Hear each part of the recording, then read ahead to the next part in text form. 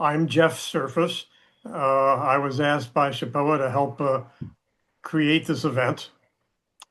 And we are here to talk with Ken Biddick. I will say right off the right at the outstart here, that we have misspelled Ken's last name, as you may see it on the screen.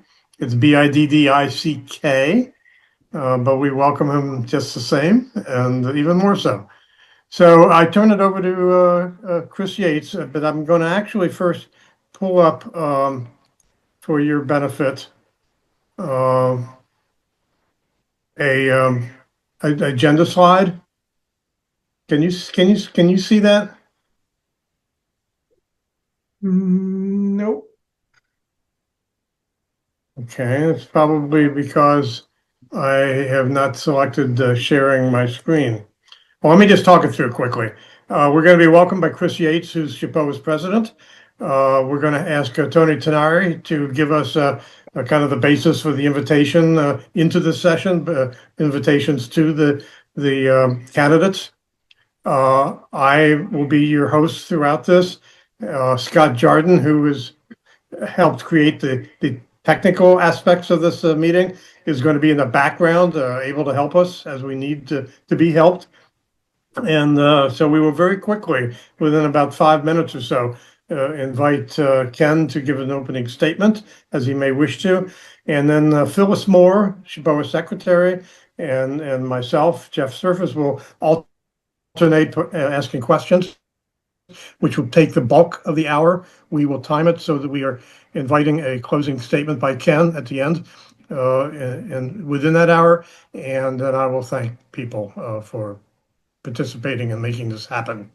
So with that, let me invite Chris Yates to welcome us. Thank you, Jeff. I'd like to welcome everyone tonight to another in our series of candidate forums, which we started this maybe 4 years ago with candidates for the Borough Council. As you guys know from our frequent communications, we try to stay very involved with the council. Stone Harbor faces a lot of challenges, on the financial front, the sustainability front, and just general governance. And we do everything we can to work closely with the council to represent you and your interests. And this is part of that. And I'd like to thank the trustees who helped pull this together. And I'd particularly like to thank Ken for making himself available tonight. It's not always the easiest thing to do, to kind of step in the breach, but we really appreciate it. We did invite the other candidate to join us, and Wendy Powers, but she declined the invitation. So with that said, again, welcome. And let me turn this over to Tony Tenari, who is our solicitor, with his opening statement, and then we'll jump right in. Thanks, Chris. Good evening, everyone. This evening's Meet the Candidates Forum is sponsored by the Stone Harbor Property Owners Association. We are a nonprofit community betterment organization established in 1952. SHPOA, as we call it, is a non-political and nonpartisan organization whose members are required to be owners of real estate in Stone Harbor. Among the objectives of SHPOA are the promotion and support of good government in the borough and fostering of community engagements on issues which the Stone Harbor community must address. In anticipation of tonight's virtual event, and in my capacity as solicitor of the association, I've verified the good standing of each of this year's candidates for Stone Harbor Municipal Office with the State of New Jersey Election Law Enforcement Commission. I'm pleased to report that each of the candidates for election is indeed duly filed for the position of councilperson of the Borough of Stone Harbor and is considered in good standing, having fulfilled all the requirements of the commission. Those candidates include, in alphabetical order, Ken Biddick, an incumbent Borough Council member who is seeking re-election to a full additional term, and Wendy Powers, a first-time candidate for Borough Council. Both candidates have filed the necessary information to seek the office of Stone Harbor Borough Council person. We're pleased to be joined this evening by Mr. Biddick. Regrettably, Ms. Powers has declined our invitation to participate.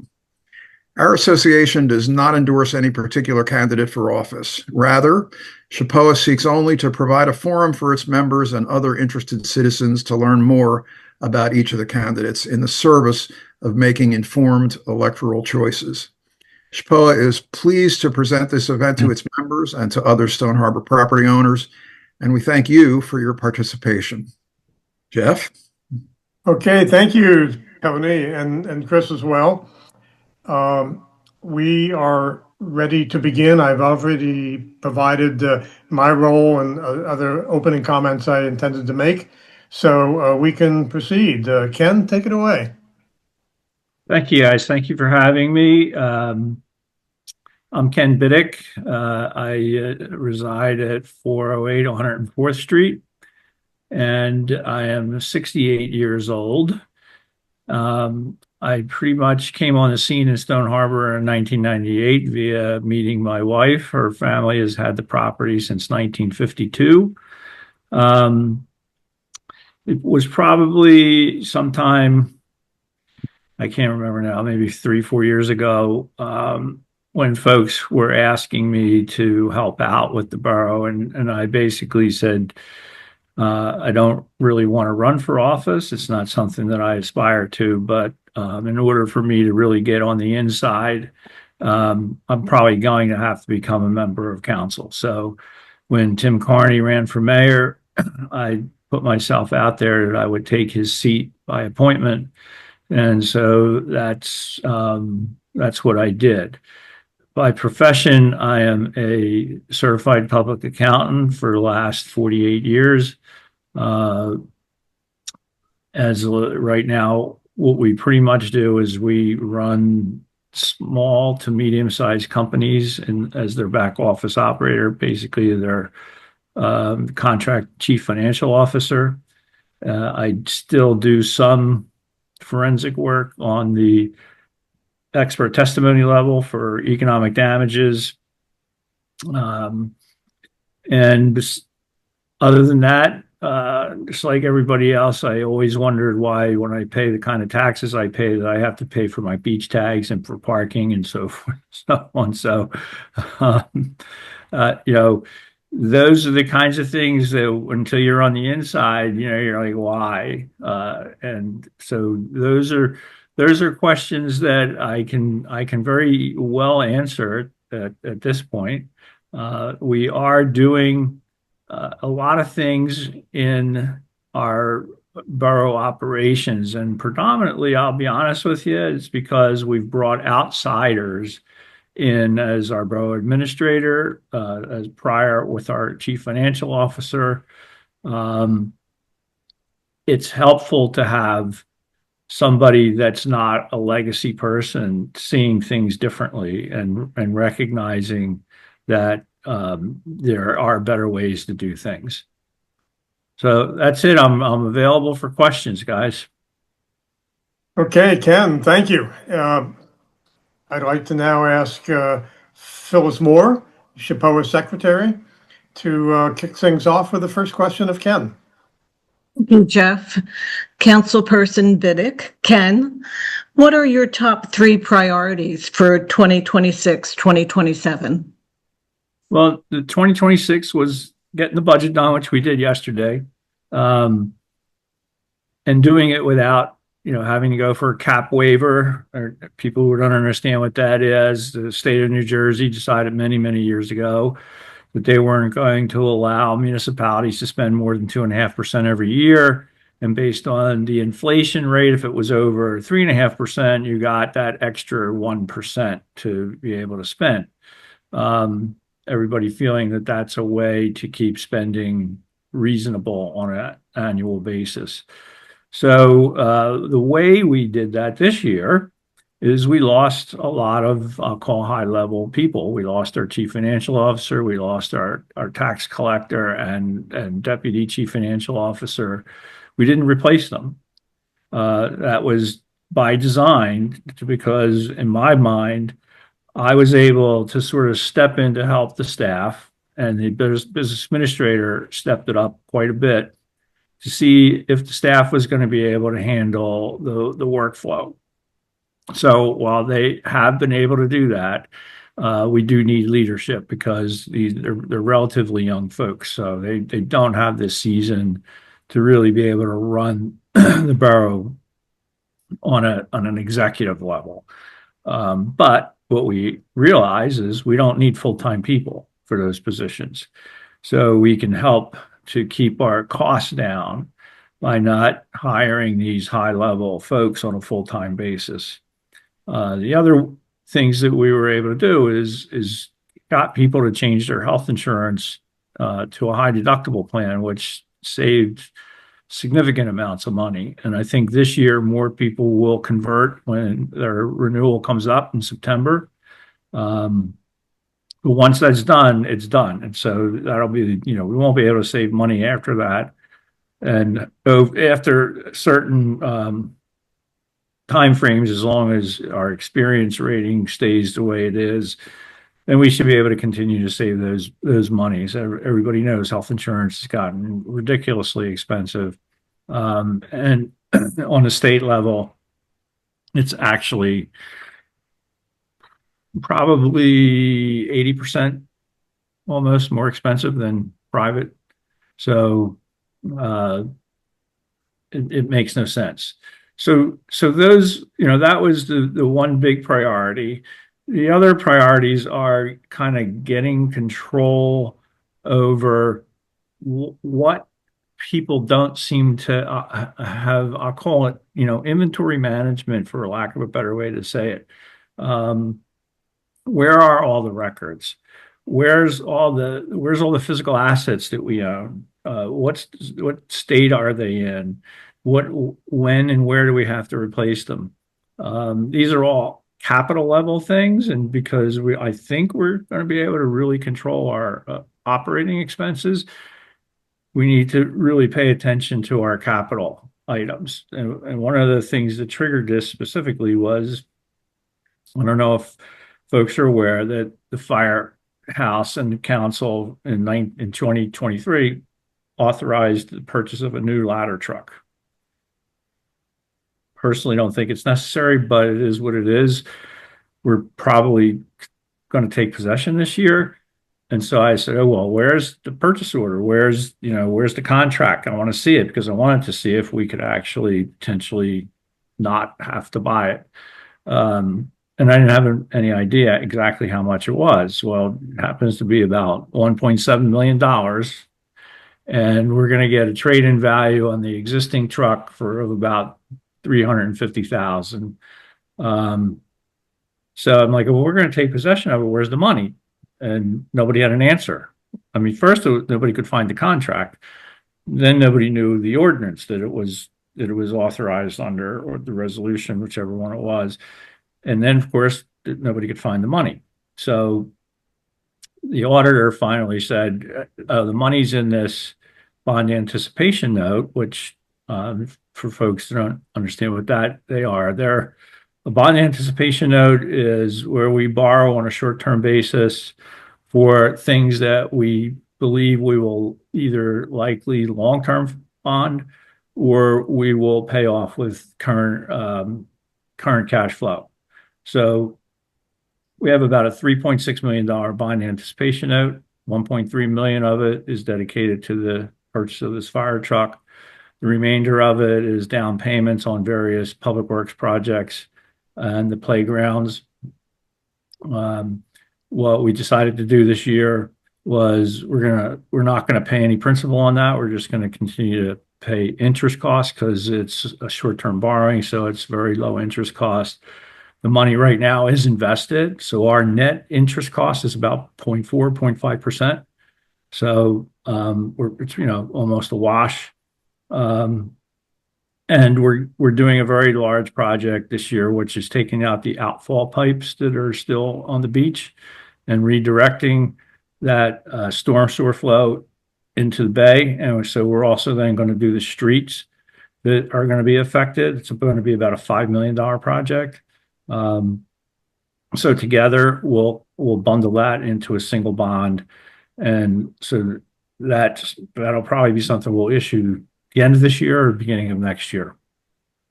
The Was that two things, Phyllis? I think that was two. Yes. Yes, you've covered, Excuse me. And into you know, 27. what I'm really, the other thing I'm trying to do is I'm trying to get the staff to, instead of being mechanical and just, booking transactions, doing what they do every day, collecting beach tag fees and those kinds of things, is to more understand what the purpose of what they're doing. So if, per se, let's go with the beach tags and so forth. So we, spend maybe 1.2 million a year in salaries for lifeguards and other beach elements. And I want to make sure that the homeowners or the property owners aren't funding that at all. So all of the miscellaneous, we call miscellaneous revenues. So that's the beach tags. We actually, rent those shacks to folks. And any other miscellaneous item that's related to the beach, those fees will cover those costs. So and so I want to get the staff to be kind of paying attention to that, so that we're doing, like, I'll call mini P&Ls, or classing things, so you can see that at the end of the day, our construction office really doesn't cost the homeowner anything. It's all paid for by fees. The only thing that the homeowner is going to really be paying for is basic fire protection, public safety, other public safety, police, and public works things, and that'll be something down the road. What do folks really think we should be doing on a public works level? I don't, can't tell you the answer to that off the top of my head. It's, I would have ideas, but that's where I'd love to hear from you guys on that level. Like, what should public works really function as? Well, thank you, Ken. Jeff? So let me follow up, Ken, with the budget, and we'll make sure that we don't ask only budget questions, but you are the expert here, and I'm pleased at the degree to which you have your arms around this big picture. Give us a big picture. I've been coming to Stone Harbor since 1970, but let's say I'm a new property owner or a new resident in some form. How would you describe the current fiscal position of Stone Harbor, and what we should know about it? Well, actually, we're in good shape, and I say that from the perspective of, so our budget this year is about total of 23 million. It's broken up into general appropriations, meaning what we're spending to operate the borough, our capital costs that we pay as you go. One of those capital costs this year, I raised up to $350,000. We're going to digitize all of our records in the borough. So anybody has a request for something, you're just going to be able to go online and find it. So that's I come from that world, so it is a personal priority, but I also think it's a modernization thing. I think the borough runs like it's in the 1950s for the most part. So, I do want to get the borough modernized, so folks can find stuff when they want to know about something. And then the other piece is our debt service. So that's part of this whole thing with the fire truck. I'm like, okay, so we just had a hard time finding how we're going to pay for the fire truck, or when it was passed, who passed it, why'd they pass it. I asked the auditor, I said, do we have a fixed asset ledger? And he said, oh yeah, we have a fixed asset ledger, because in a municipality, that stuff doesn't go on a balance sheet, so you don't see it. So they gave me the fixed asset ledger, which is actually a really horrendous PDF formatted file.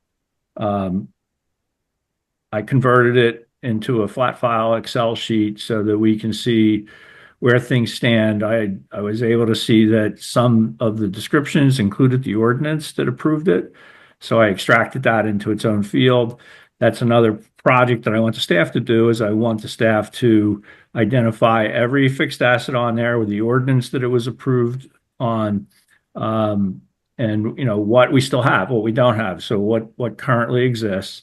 The borough administrator is looking into potentially going into a lease agreement for all our vehicles instead of purchasing them. So these are projects that we'll be doing ongoing. Again, it's more of an effort of trying to control what's there, and be accountable for what's there. And it's something that I want to literally put on our website. So if somebody says, we have $28 million in debt, and I don't really know what the number is off the top of my head, but I'm just throwing it out there. I know it's somewhere in the ballpark. What is all, what does it represent? Is it, so it's going to tell you, it's going to say here's the streets and roads, that it was used for. Water and sewer is obviously going to be on the water and sewer side, on the utility side. It's not going to be in the current fund side. So you're going to be able to see what it represents, what it was spent on. That's, to me, people deserve to know. I mean, people can't come to every council meeting, and of course, you certainly can't keep track of stuff there, and it should be all trackable. You said we're in good financial position and you're getting your hands around the debt service. One of the items that has become evident in council discussions has been the cap on Stone Harbor's budget or funding, if you will, through property taxes. I'm probably mixing this a little bit. Could you explain that, and to what extent is this an issue for us now? So the cap, as I indicated I think in my opening remarks, is the amount of general appropriations that we're allowed to spend every year. We're allowed to increase our cap by 2.5%, but also what increases our cap is the market value of any new property. So land value wouldn't be that, other than 112th Street, because it's completely new. But any new construction is supposed to go on the books at market value. Well, we haven't had a reassessment since 2018. So since 2018, and I did my own little study last year, and I saw that we're at about 33% of market value. County says we're at 53%, but we're not. We're at about 33% of market value. Well, what does that mean? It means that when somebody builds a property, let's say they spend $3 million in sticks and bricks value doing that, it shouldn't go on the books at what the contractor says it costs to build. It's supposed to go on the books of what it would sell for. One of the I'll call it nice things that's kind of happening is we have investor properties right now. So we're seeing when they buy a property, we're seeing what they buy for, and that becomes effectively the land value because they knock the house down. And then we see what they put it up for sale for, and we see what they sell it for. So we can see what that now structure is worth on a market level. And that's the kind of information that was telling me that we're at 33%. So that's why last year we went out and got a professional outfit that will do the 100% reassess. It is a labor-intensive proposition. They literally do go house to house and try to get inside the house and do a survey of the home. And then they will identify all the elements, and they'll bring it to market value. Once we're brought to market value, now every new home that gets built will get put on the books at 100% of market value. So that 3 million house, instead of going on the books at $1 million, we're going to books at $3 million. Why does that make a difference? Because you get to spend, based on the prior year tax rate, that additional funds. Okay, now what's going to happen to our tax rate? Our tax rate this year is going to be 35 cents. So let's say we're at 1/3 of value. That tax rate is going to come down by 2/3. So the tax rate is going to wind up maybe being 11.5, 12 cents. So reassessment absolutely does not increase anyone's taxes, other than based on your proportionate share. So if you live on the beach or you live on the bay, you're more likely than not going to see somewhat an increase in your taxes because you're going to market value wise be more of a proportionate share of the total market value of the town. Folks on the interior are going to be less of a share. It's, we all know that's just the way homes sell here. So Right. that's what's going to happen. Yeah. Well, thank you for that information, Ken. I have another question, a quick question that's a short one for a yes or no answer, and then I have a question after that. The fire department does seem to spend unchecked sometimes. Is there an audit planned for the department, yes or no? No, no, we're actually restructuring the whole thing. It's been painful, quite honestly. As you guys all know, we have a paid fire department. We're going to enhance the paid fire department slightly. We are going to make captains so that the full-time folks are really running the department. There's still the volunteer fire chief will still be the chief.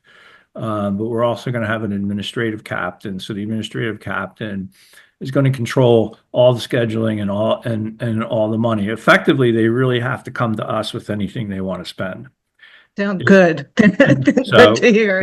yeah, Yeah, thank you. Also, in December 2025, the Borough Council passed a 3% occupancy tax, which applies to hotels, motels, and certain short-term rentals through online marketplaces, effective January 1st, 2026. Has adequate notice of the occupancy tax been provided to the establishments which must collect the tax? And how has this been implemented so far, and what level of revenue is anticipated for 2026? So that rolls through the state of New Jersey just the same way sales tax does. And the state of New Jersey is lighting that up here in Stone Harbor on June 1. So as of June 1, all of those entities and we provide them who those entities are, will have, and they have been notified twice already, that as of June 1, they have to start charging and collecting the occupancy tax and remitting it along with their sales tax. Great, good to hear. Thank you. Jeff? Okay, so this is I would express this as in the interest of our members. Stone Harbor Property Owners Association members, as you're well aware, are largely not permanent citizens of Stone Harbor. We may be the owners of the majority of the value of the properties in Stone Harbor, but we're not typically voting taxpayers in Stone Harbor. Do you see a pathway possibly that it might happen that Stone Harbor property owners, but whose permanent residence is elsewhere, might actually have a vote in Stone Harbor matters? I don't know the legal aspects of that. I don't know if I don't think as a borough we would have the capability of turning that on. I don't know if that's done at a state level. A lot of that kind of stuff is done at the state level. Tony, would you have any idea on if is that a federal thing that they have to turn on, or would that be a state thing? Typically, the respective states are in charge of the voting rules for their geography. So haven't made a study of it, but I'm not sure that would be within the power of the borough to grant a vote to non-residents. Yeah, I mean, I honestly don't see it happening, but at the same time, I'm just hoping that the folks that come after me, first of all, I'm going to try to build it where it's hard to screw it up. That's so those who come after me, I hope they can't figure out a way to screw it up. But secondly, we want to change the mindset, and changing the mindset is that the folks that own property here and come here to enjoy the place and actually make the place as valuable as it is have the same say as anybody else. there's no reason for that not to be the case. Okay, that's a good beginning point. Thank you. Phyllis? Um, A line item expense of $50,000 in the current proposed budget is earmarked as a discretionary fund for the mayor and borough council to use at their direction without further restriction. Can you provide any specifics as to what this will be used for? Would you agree that the optics of an unrestricted appropriation appear troublesome? Yeah, it's absolutely troublesome. It wouldn't be there but for the 250th anniversary of the country, and that money's specifically earmarked for matching funds for county and state grants that we're going to get for like additional fireworks, additional whatever additional celebration things there are going to be this year at the beach for the 250th anniversary. It's not going to get spent on anything else.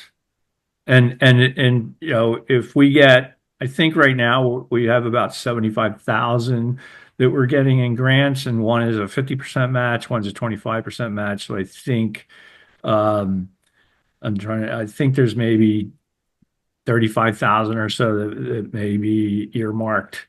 And if we don't get any other grants, it's not going to get spent.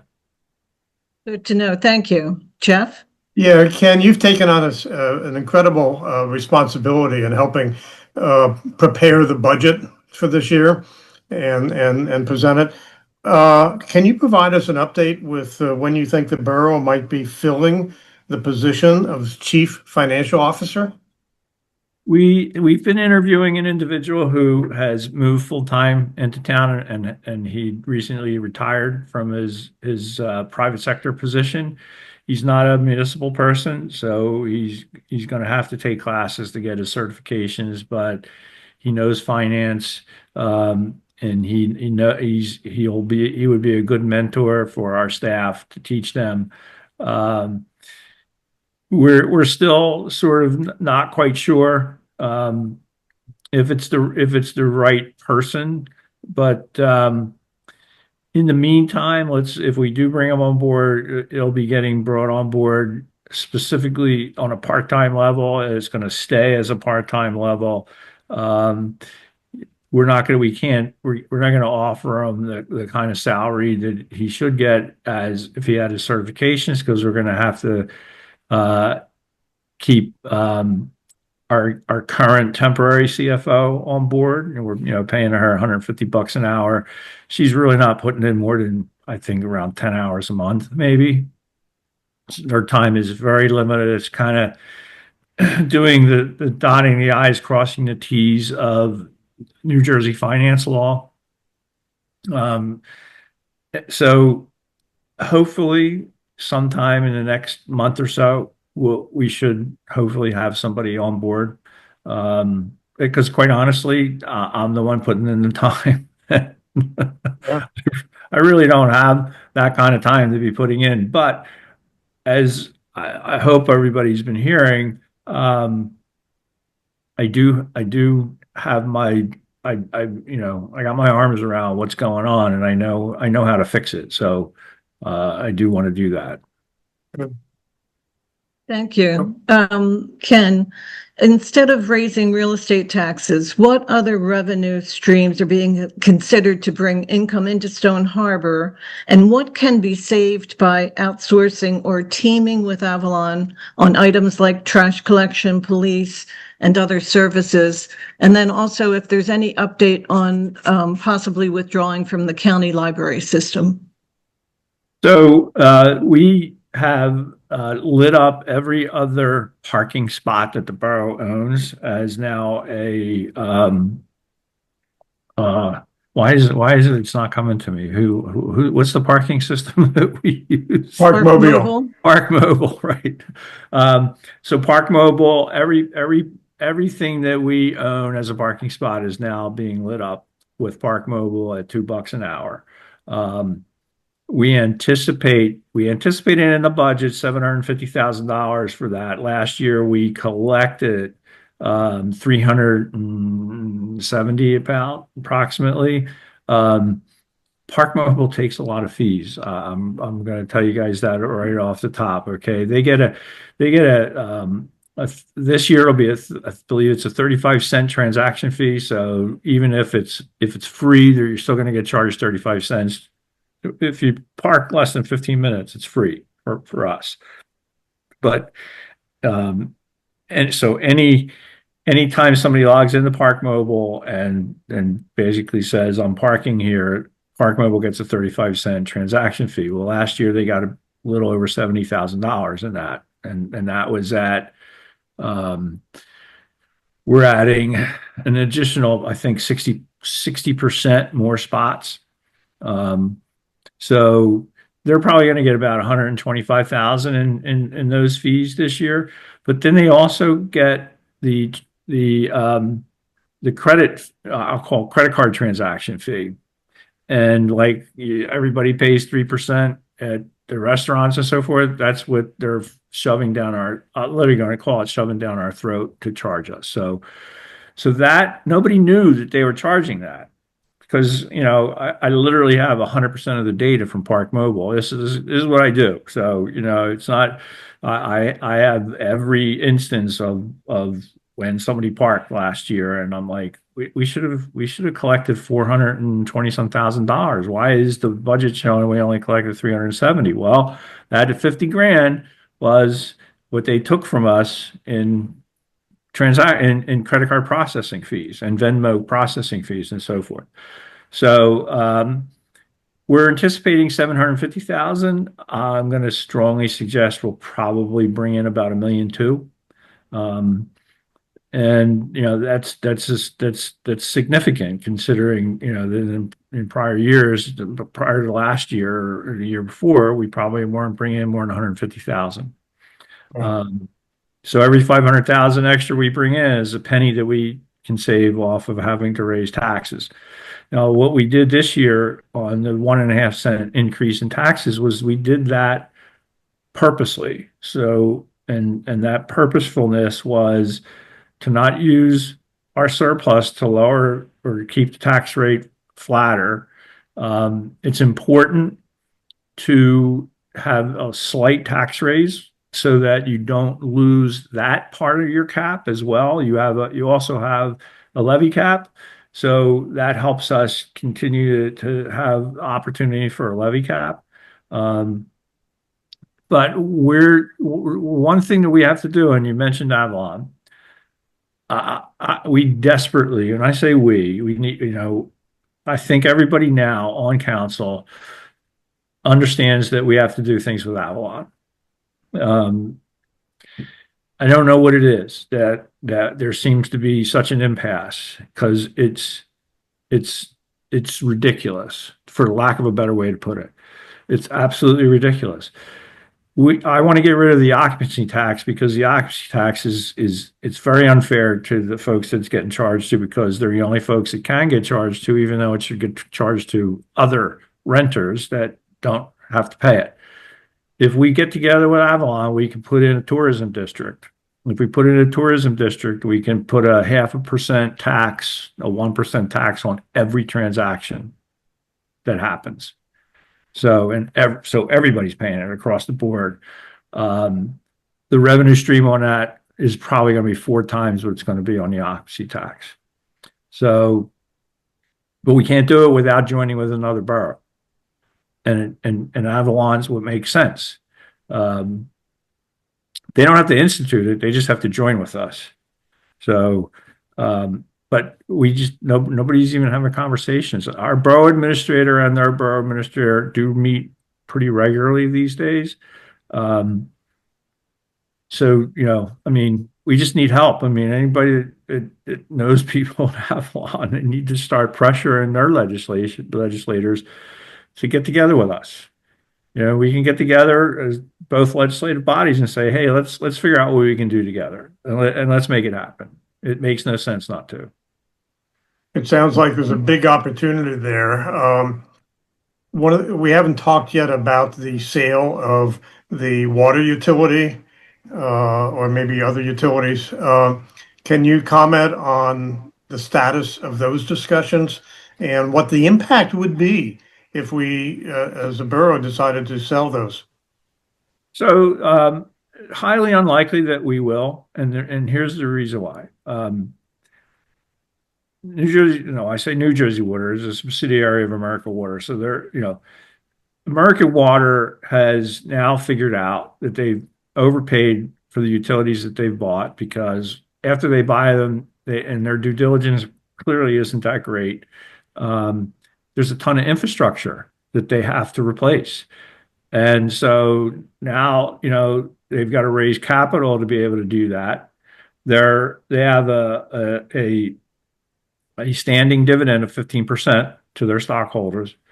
So if we sold the utility, we're probably not going to get much for it, because we still have about 65% left to replace of our infrastructure. And if we're not going to get the cash, then it makes no sense, because people's water and sewer rates are going to go up. It's kind of just that simple. So we have a better opportunity of controlling that by keeping it. So, and as everybody knows, it just becomes another tax, right? So we're not doing anything that is, I'll call, frivolous in how we manage that structure. I mean, I was the utility chair last year, and the one thing that I noticed was the way we do the billing doesn't make any sense. It kind of, maybe you'll raise enough money to pay the bills, maybe you won't. One great thing about the fact that we're a 2.5 mile island that really isn't adding any structure to it, we're not sending more flow to the county, whereas other folks are.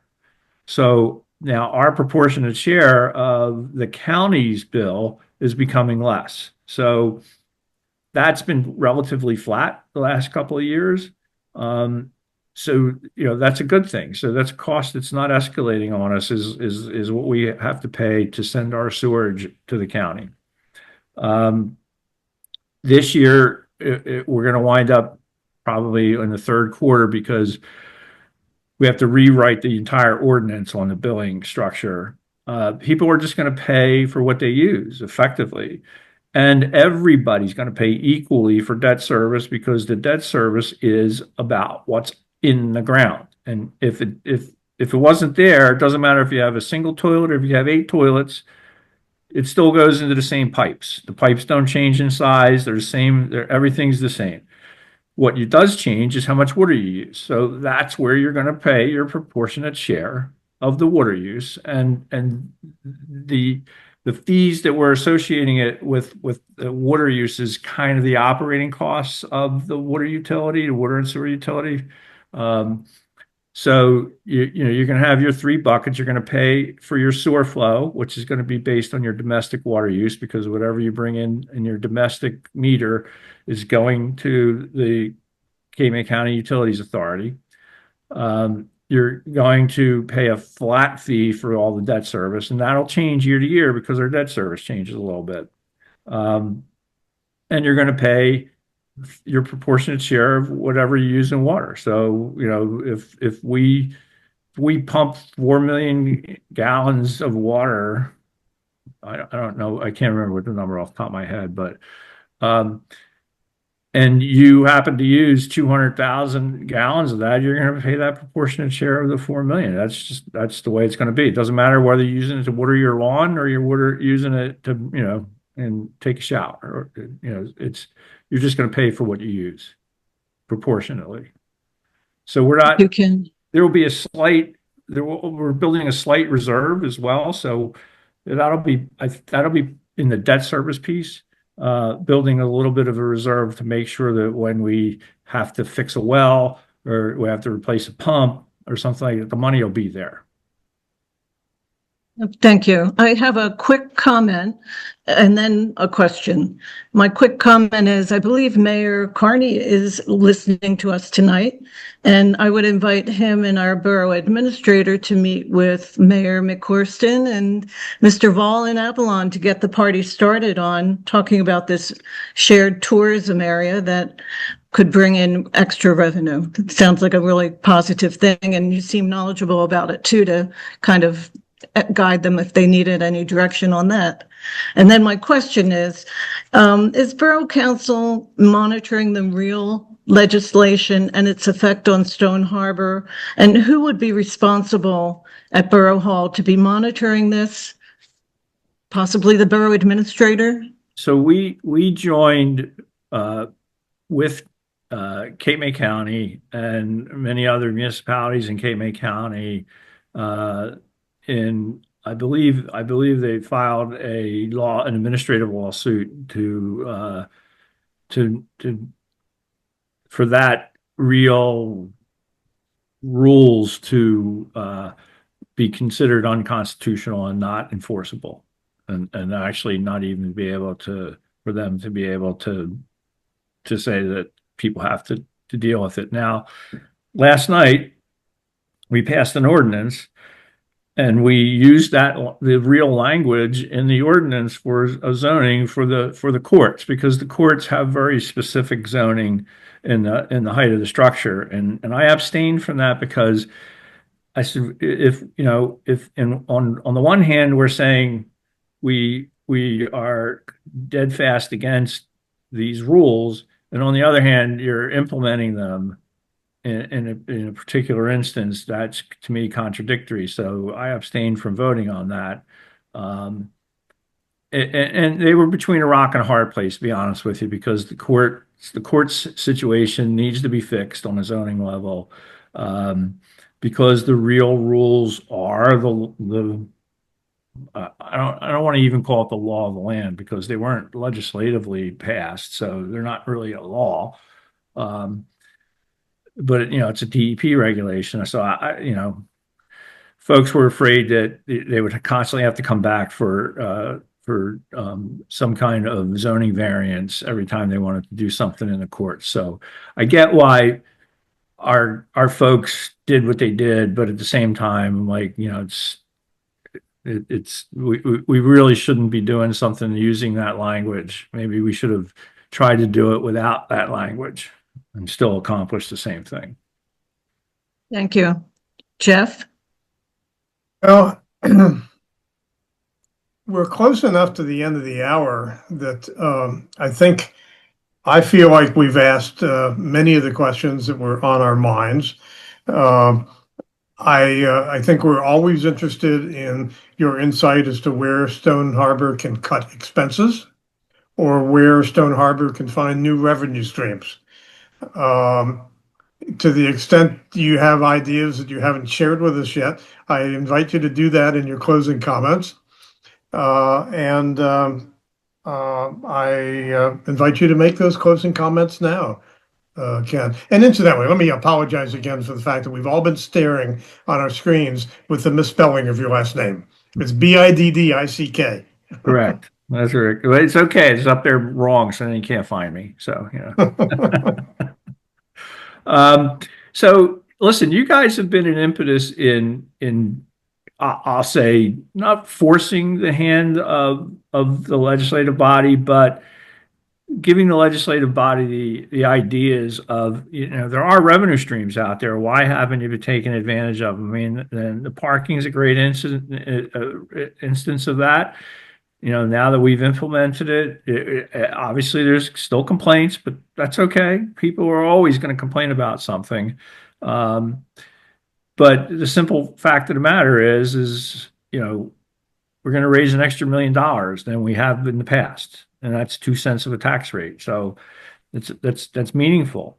The whole tourism thing was, again, you guys suggested the occupancy tax. We did implement that, but it truly is not a fair way of doing it, and predominantly because the Realtors Association lobbied with the state legislature, and all their rental units got carved out of something like that. So the tourism district is the way to go, because we're really trying to target transient traffic, right? We're not really trying to target. I mean, as people who are property owners here, we're all going to get caught up in it.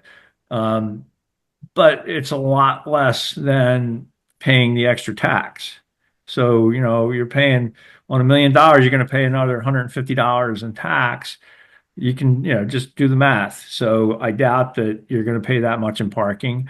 I doubt that you're clearly not going to stay at a hotel, but when you go into town and you maybe buy something in a tourism tax, you're going to pay part of that, but a heck of a lot less than what you would pay in extra taxes. Um, and we are hitting the transient traffic, which is what the intent is. That the intent is to, when, we're a resort town and our real estate's valuable. I don't know why is it that we don't think people should pay for the use of it? It makes no sense to me. So, these are I just call it the simple stuff, but, I'm kind of an outsider. I didn't, show up on the scene until 1998, and I've always been more progressive on a thinking level. I'm always trying to figure out a better way to do something, and that's why you guys, to me, are a helpful hand, because I can't think of everything, and it's great to get ideas given to us. So. I ask for that continuation of that kind of helpful hand, but I also ask for folks who truly want to help, but you have to be willing to get into the weeds, because some of this stuff is detail oriented, to try and get the collection of all of our inventory and stitch it all together so that now we've got something that ties, I'm an accountant, right? I want everything to tie into something. Everything has to equal.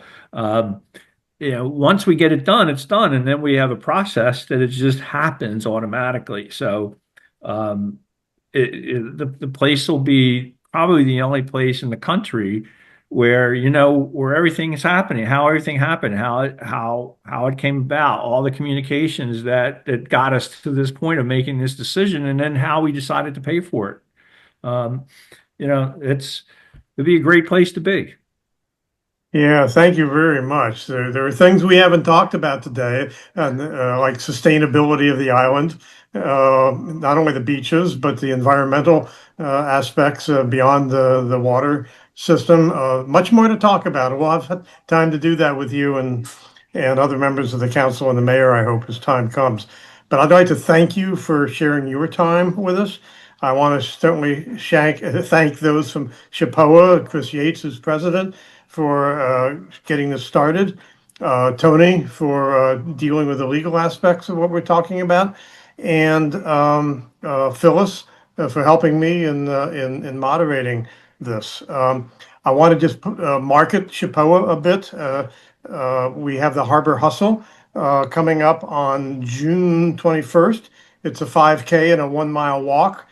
Pick what you want, but it's for the benefit of Shells of Hope, who is dedicated to pediatric brain cancer. And we have a spring meeting on June 13th, which is open to more than SHPOA members, open to others. It's a very useful time for us to continue to share what we know about what's happening in Stone Harbor. Membership, last comment. If you're not a member and are a property owner and you're listening in on this, please consider joining SHPOA. You can find information on all of these things at Stone Harbor POA, that's for Property Owners Association, stoneharborpoa.org. That's the message for now. For those of you who can vote, you should do that, of course. And we look forward to continuing to work with you, Ken, and others on council and the mayor to make this a better place. Thank you very much. Thank you, Ken. Thank you, guys. Jeff. Thank you, everybody. Goodbye. Goodbye. See ya.